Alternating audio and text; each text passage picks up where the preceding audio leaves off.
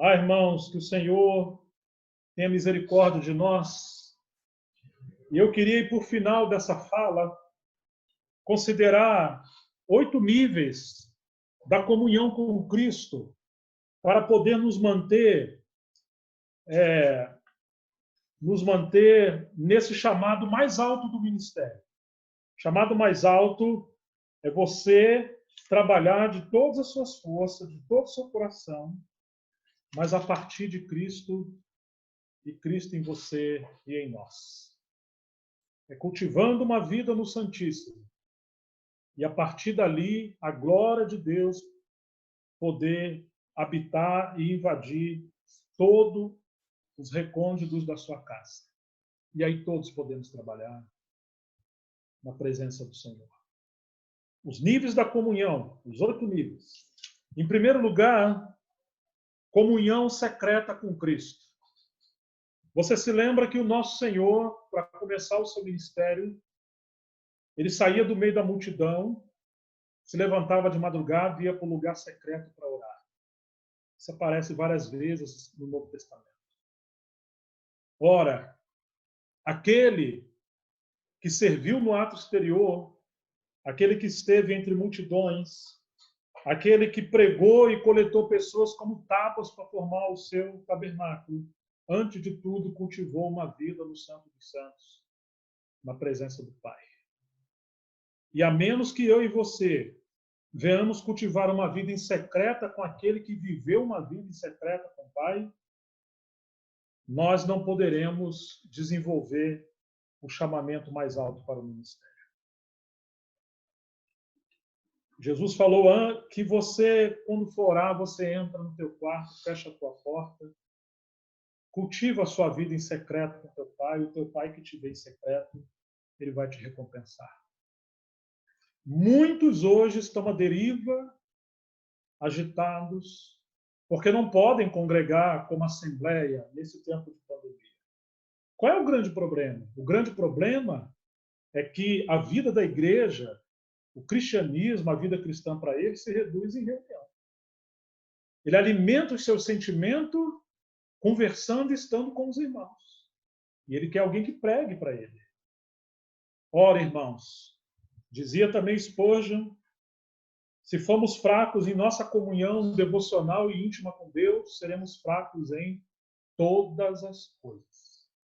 Aqueles que servem na linha de frente, sua primeira e única responsabilidade, antes de tudo, é encorajar os irmãos a ter uma vida em secreta com nosso Senhor. Se congregamos numa assembleia, onde os santos não estão sendo conduzidos a uma vida em secreta, mas sim uma vida congregacional, nós estamos virando uma religião no nível mais baixo do cristianismo. Essa pandemia nos trouxe para dentro de casa. Mas é possível voltar para casa e não voltar para Cristo. Possamos entender que o primeiro nível desse chamamento é cultivar uma vida em secreta de oração, na palavra, com lágrimas e santidade com o nosso Senhor. É gastar tempo com o nosso Senhor. O segundo nível da comunhão com Cristo é a base de 2 ou 3. Aquele que um dia foi ao Getsemane e separou entre os discípulos 3, Pedro, Tiago e João. Aquele que, quando foi curar a filha de Jairo, levou consigo Pedro, Tiago e João. Aquele que, quando subiu o monte da transfiguração, levou consigo Pedro, Tiago e João. Aquele que, embora teve 12 discípulos, aquele que teve amigos em Betânia, aquele que foi visto por mais de 500 discípulos, ainda assim, ele cultivou uma relação mais íntima com 2 ou 3.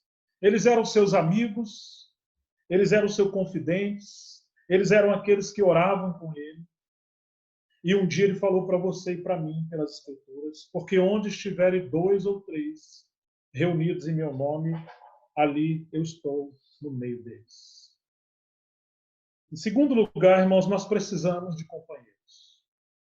De companheiros que possam nos restringir, nos cobrir, nos complementar, nos encorajar, não nos deixar deslizar pelo engano, pela sedução, pela tentação, pelo pecado.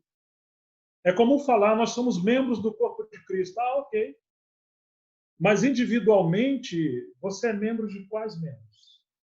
Paulo vai dizer em Romanos 12, vai dizer em Coríntios 12, primeiro, que somos membros do corpo de Cristo e, especialmente ou individualmente, somos membros uns dos outros. Não podemos identificar que nós já temos dois graves problemas. Existem líderes que seguem carreira solo. Eles estão num presbitério coletivo, mas são intocáveis como estrelas.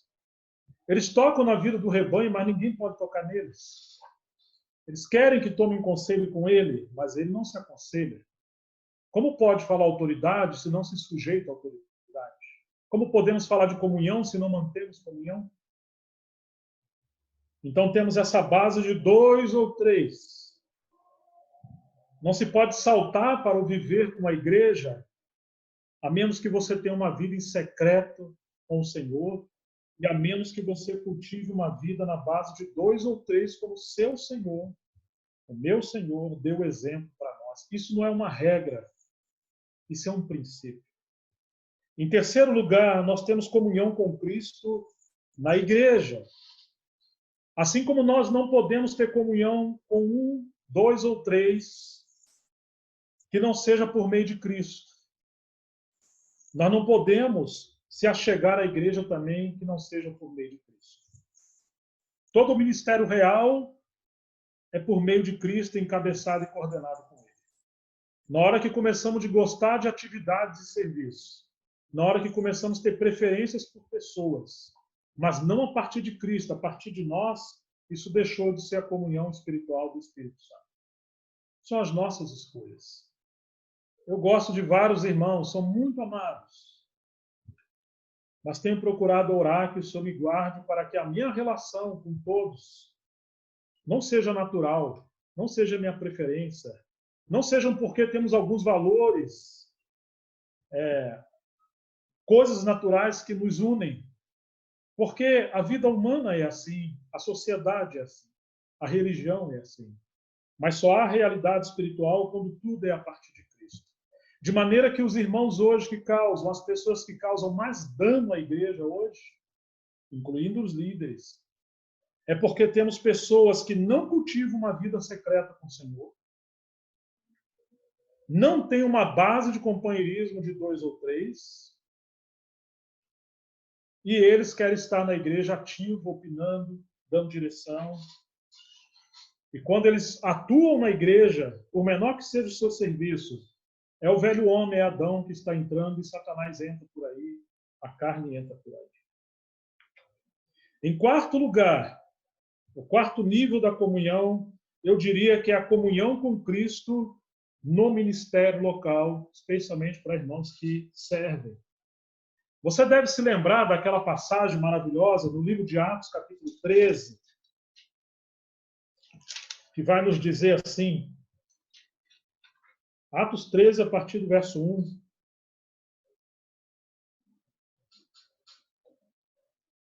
Na igreja que estava em Antioquia, havia alguns profetas e mestres, a saber, Barnabé e Simeão, chamado Níger, e Lúcio de Cirene, e Lúcio Cireneu, e Manaim, que fora criado com Herodes, o tetrarca, e Saulo. E servindo eles ao Senhor e jejuando, disse o Espírito Santo.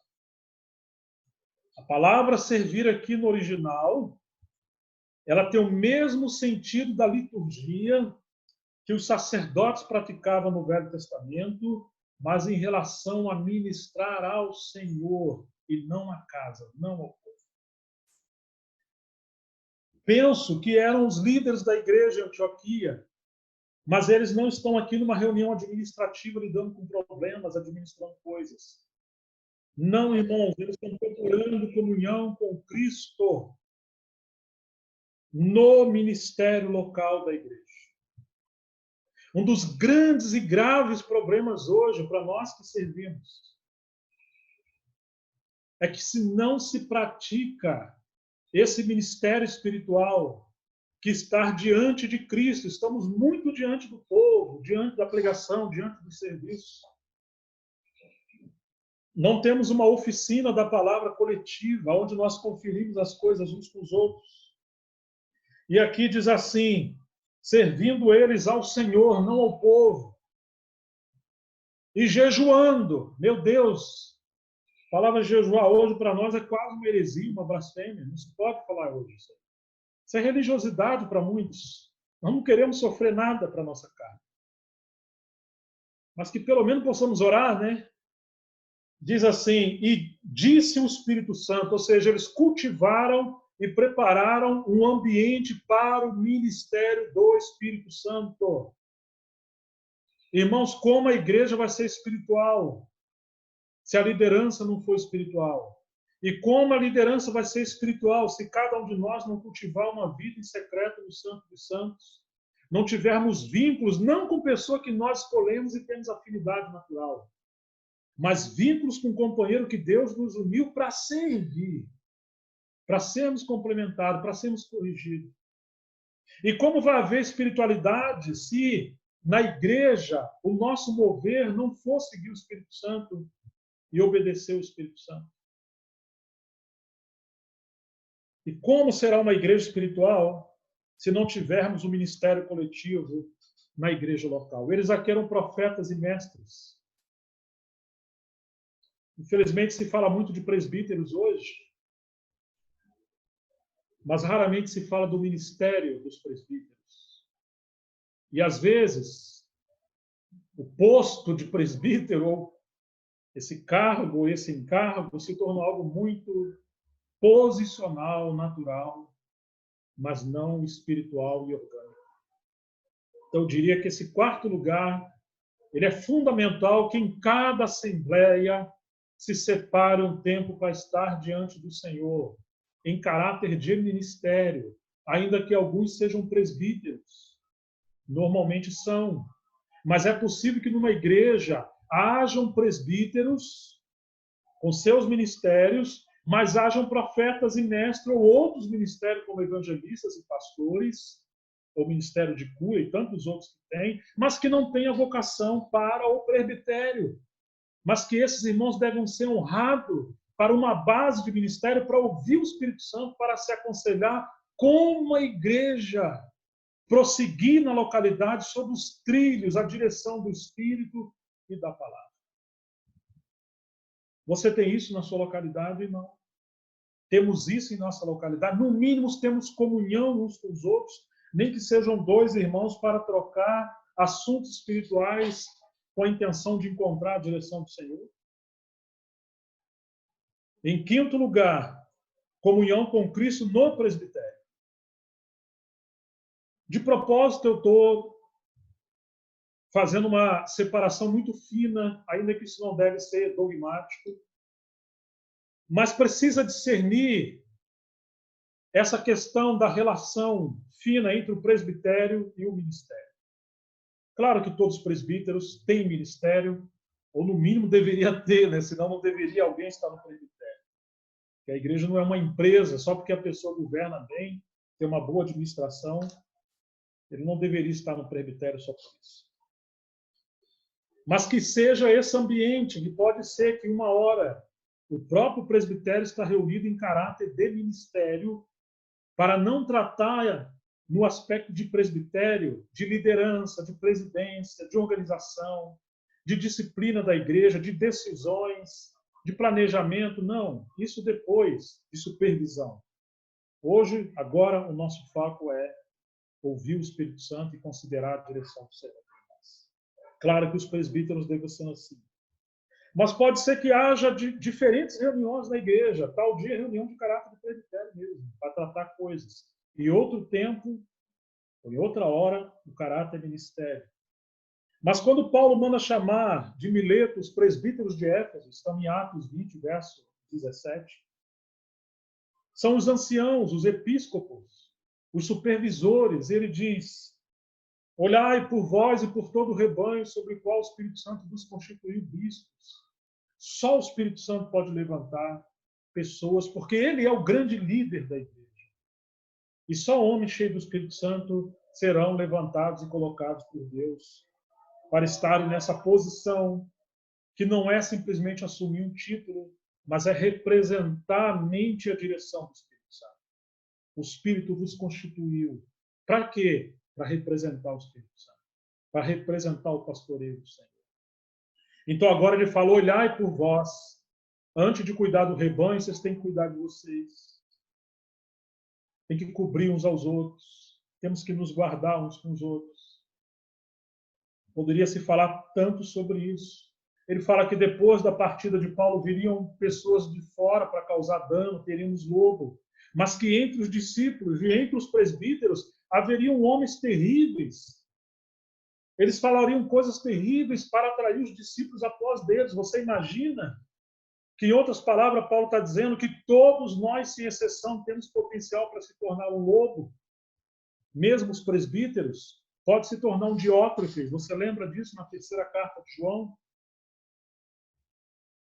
Que Deus nos livre de querer alimentar o nosso ego na igreja, mas que a primeira função do presbitério aqui é que os presbíteros sejam cuidados mutuamente para serem protegidos de autoritarismo, de abuso, de pecado, de desvio doutrinário, mas, ao mesmo tempo, encontrar a vontade de Deus, o enchimento do Espírito, para como conduzir o povo do Senhor. Em sexto lugar, eu diria comunhão com Cristo entre as igrejas. Você deve se lembrar. Quando João ouve aquela voz por detrás dele, ele se volta para ver quem falava com ele, lá no livro do Apocalipse, capítulo 1. Quando ele se volta, o que ele vê? Ele vê aqueles 7 candeeiros de ouro. E no meio deles, aí você tem alguém semelhante ao Filho do Homem. Ou seja, você encontra Jesus Cristo glorificado no livro de Apocalipse, mas entre os candeeiros. O Senhor se move na comunhão entre as igrejas. Que coisa maravilhosa, irmãos. Ele respeitou e ressaltou a identidade de cada igreja, ou cada assembleia naquela cidade ali, as 7 igrejas da Ásia, mas, ao mesmo tempo, quando termina suas cartas, ele fala, quem tem ouvido para ouvir, ouça o que o Espírito diz às igrejas. Então, precisamos discernir Cristo na comunhão das igrejas. Talvez seria uma lição de casa você pegar uma chave bíblica, ou mesmo o seu aplicativo no celular, e ver quantas vezes a palavra igrejas, no plural, aparece na Bíblia. Você vai ver as saudações das igrejas da Ásia, você vai ver as igrejas da Macedônia recebendo graça, em 2 Coríntios 8. Não foi a graça para uma igreja, foi a graça que Deus concedeu às igrejas. Existe um nível de graça que nós não vamos experimentar apenas como uma igreja local, mas quando representar a igreja em sua amplitude, quando houver quebrantamento, humildade, parceria entre as igrejas vizinhas numa região. E aí deixamos de ser localistas, que esse é um grave problema hoje. O limite da comunhão não é a localidade, é o Espírito Santo, até onde ele quiser nos levar a comunhão. Devemos respeitar as administrações locais, mas a comunhão ela é livre para sermos enriquecidos pelos dons e ministérios. Quero que vocês conheçam a graça que Deus dispensou às igrejas da Macedônia, segundo aos Coríntios, capítulo 8, verso 1. E ele vai falar daquela oferta que eles levantaram para socorrer as igrejas da Judéia. E você vai encontrar a salvação de Paulo entre as igrejas em muitas passagens. Em 2 Coríntios você vai encontrar aqueles varões que foram separados como embaixadores das igrejas. Não foi Paulo, não foram os apóstolos que separaram eles. Na verdade, a palavra, o pensamento ali são apóstolos, no sentido de ser enviados para representar aquelas igrejas na comunhão, para que essa oferta das igrejas pudesse chegar até a Judéia junto com Tito. Mas quem escolheu aqueles irmãos foram as igrejas que separaram aqueles irmãos que tinham testemunho de todas as igrejas. Existe a comunhão das igrejas e nós precisamos conhecer Cristo na comunhão das igrejas. Talvez muita coisa que estamos pedindo ao Senhor para responder, ele já respondeu à igreja que está do seu lado. Vai ter que ter humildade para ter comunhão com Cristo, com aquela igreja. Saindo desse tópico 6, depois você leia Atos 9, verso 31. É a única vez na Bíblia, no Novo Testamento, que fala da igreja, não no sentido universal, e nem no sentido de uma assembleia local. Mas vai falar da igreja em 3 regiões: Judéia, Samaria e Galiléia. Diz que a igreja tinha paz, caminhando na consolação do Espírito Santo, no encorajamento, e crescia, cheia de graça. A igreja nessas regiões, eu já vi irmãos corrigir, não fala igreja no Brasil, isso é errado. Ou a igreja numa cidade, ou a igreja universal. A gente vai criando esses dogmas que o Espírito Santo não enfatizou assim. Claro que a Bíblia usa muito essa questão, mas nós nos tornamos tão localistas, irmãos. Mas aqui diz a igreja nessas regiões. Que o Senhor possa nos ajudar a ter comunhão, serviço, companheirismo, onde os ministérios dos irmãos possam se complementar e socorrer uns aos outros. Em 7º lugar, indo para o final, a comunhão com Cristo entre os obreiros. Eu já estou para terminar, irmãos. 1 João capítulo 1. Talvez seja uma das passagens mais importantes nesse contexto de voltar ao ministério essencial. João é alguém que, para mim, nos traz de volta pelo Evangelho e as cartas ao Santo dos Santos. Capítulo 1, verso 1. O que era desde o princípio, o que vimos com os nossos próprios olhos, o que temos contemplado e as nossas mãos tocaram, da palavra da vida, porque a vida foi manifestada e nós a vimos, e testificamos dela, e vos anunciamos a vida eterna que estava com o Pai e nos foi manifestada. O que vimos e ouvimos, isso vos anunciamos para que também tenhais comunhão conosco. E a nossa comunhão é com o Pai e com o seu Filho Jesus Cristo. Estas coisas vos escrevemos para que o vosso gozo se cumpra, seja pleno, ou seja, essa comunhão que vem do Santo dos Santos, do Pai com o Filho e do Espírito Santo. Os apóstolos entraram nisso, os apóstolos pioneiros. E me chama a atenção que quando João escreveu isso, todos eles já haviam morrido, inclusive Paulo. Mas ele não se exclui dessa comunhão, ele fala o que vimos, o que ouvimos, o que vos anunciamos. João representava uma tradição de comunhão no ministério. E ele não fazia acepção.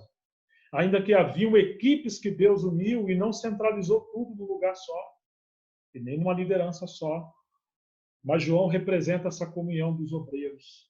Então eu diria que hoje nós precisamos discernir, em 7º lugar, a comunhão com Cristo entre os obreiros. Ele levanta o obreiro, como levantou a W. Tozer, o Spurgeon, que foram líderes, ou Lloyd Jones, únicos, por assim dizer.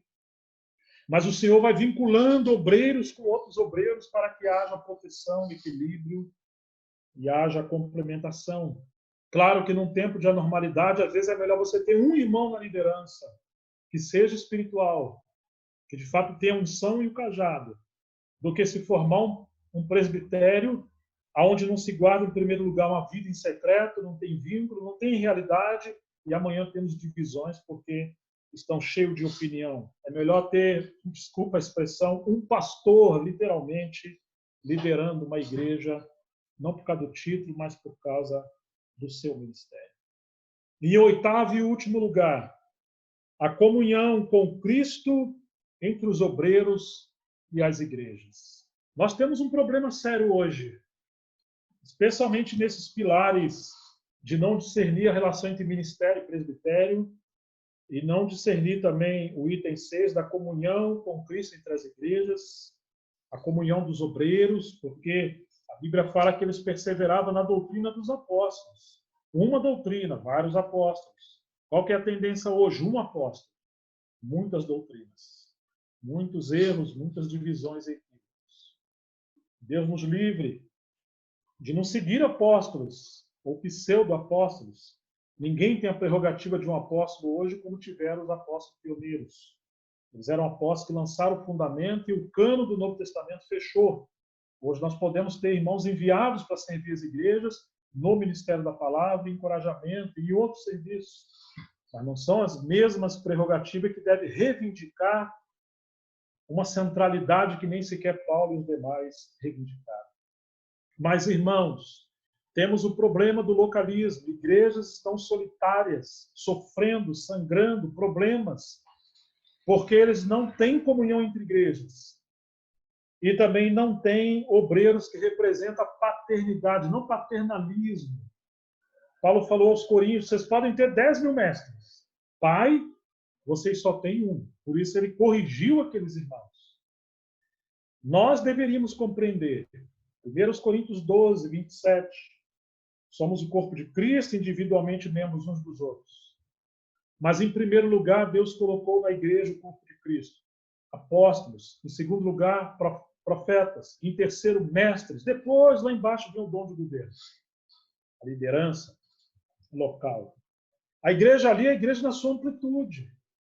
E primeiro, segundo e terceiro não é uma hierarquia de posto, mas é uma hierarquia ou uma autoridade de ministério por causa da prioridade da palavra. Se nós tirarmos o ministério da palavra, vamos nos apostatar. Hoje nós precisamos muito voltar ao encargo da palavra para que os pastores, os presbíteros, aqueles que servem a localidade, sejam homens cheios do Espírito Santo, cheios da palavra e cheios de dons. Mas nós precisamos, como assembleias locais, receber a complementação, o suporte, a ajuda, o conselho de obreiros que o Senhor nos vinculou. Não significa que nós vamos ser ingênuos para receber qualquer um. Mas nós deveríamos incluir aqueles que são de Cristo e que o Espírito Santo tem dado testemunho. Mas que eles também tenham comunhão entre obreiros. Ô, irmãos, eu quero terminar aqui, lembrando aos meus queridos irmãos que nós temos um chamado mais alto do ministério. E não adianta falar de presbitério. Não adianta falar das funções dos presbíteros. Não adianta falar do que seria normalidade. Não adianta querer falar de uma igreja ideal, se nós não entendermos que fomos chamados, em primeiro lugar, para a comunhão do nosso Senhor Jesus Cristo. Se nós não estivermos dispostos a sofrer, levar a cruz, ser quebrantado. Se nós não estivermos dispostos a ser corrigidos, levar uma vida de consagração e santa. Não adianta tocar nessas coisas se não entendermos que o ministério é transmitir o enchimento de Cristo. Por isso você não pode, diante da igreja, falar qualquer coisa. Você não pode abrir a Bíblia, que é santa. Lê um texto, sai do contexto, arruma um pretexto e fala a sua opinião. Quantas vezes as pessoas falam, não, eu já tenho uma mensagem. Eu só preciso encontrar uns versículos, uma passagem para pregar. Isso aí é uma iniquidade. Nós precisamos de um ministério sério com a palavra. De homens que gastam tempo com a palavra, meditando com a palavra.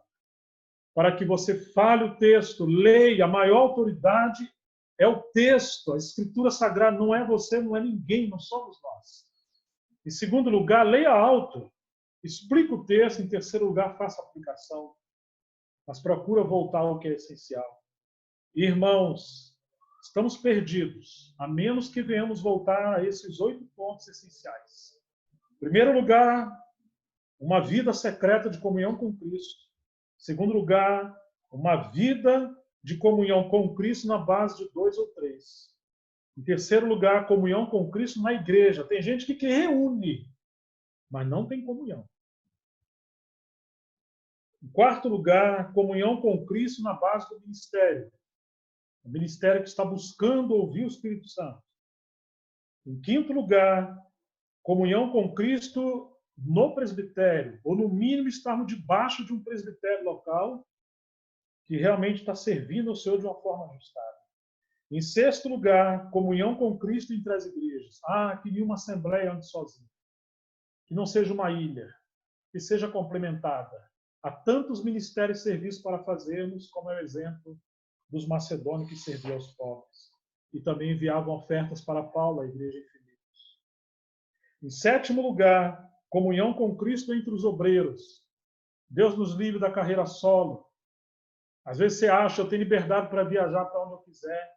Eu tenho liberdade para levar o meu ministério. É o seu ministério, é? Não é um ministério no corpo. Nós somos individualistas. Nós não queremos ser controlados. E ninguém se pensa assim, alguém sério. Mas nós queremos ser complementados. Seus olhos podem ser bonitos, No corpo. Agora, tira ele do corpo e põe num prato. Você vai ver que coisa horrorosa. Assim somos nós como estamos sozinhos. Oh, irmãos, quantos irmãos não tomam conselho? Quantos irmãos falam algo que eles viram de novo na Escritura, ou na experiência, ou em outros lugares, e querem tornar as igrejas o seu laboratório de experiência, e às vezes geram danos. Não faça isso. Seja humilde. Procure conselho com aqueles homens que você sabe que Deus colocou com responsabilidade espiritual, pelo menos para a gente conferir. E é claro, se o que você tem é de Cristo, haverá bênção ainda maior e suporte. Por isso eu falo da comunhão dos obreiros, e é claro, equipes de obreiros que se complementam nas suas regiões e esfera que Deus colocou. Em oitavo lugar, a comunhão com Cristo, mas entre obreiros, recebendo obreiros que estão suprindo aquelas igrejas, e se Deus quiser, sejamos nós fazendo parte, porque Ele nos vinculou. Que Deus nos abençoe a voltar a esse ministério principal, de que todas as coisas nasçam do Santo dos Santos, para que todos os serviços sejam realidade espiritual.